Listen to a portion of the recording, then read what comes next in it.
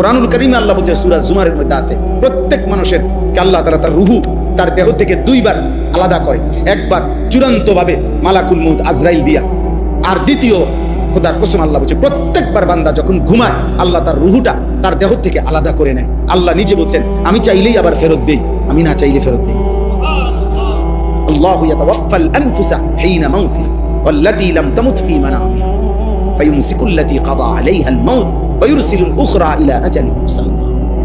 এরপরে আল্লাহ কি সুন্দর করে বলছে, তবে শোনো বান্দা, প্রতিবার যদিও আমি রূহটা ফেরত দেই ঘুম থেকে জাগবার সময়, কিন্তু এইটাও ইলা আজালিম মুসাম্মা, একটি নির্দিষ্ট সময় পর্যন্তই ফেরত দিচ্ছি।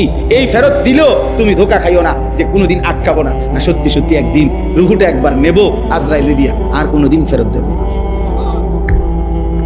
30 বছর ফেরত দিছি, 60 বছর হয়তো ফেরত দিছি, প্রতিবার ঘুমের কারণে বারবার ফেরত দিছি।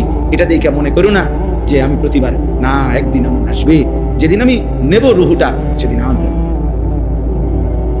সেদিন স্বজন কাঁদবে, স্ত্রী কাঁদবে, সেদিন ছেলে মেয়ে চিল্লাইবে, পুরা গ্রাম কাঁদবে, পুরা বাড়ি কাঁদবে, আমি কিন্তু ফেরত দেব না।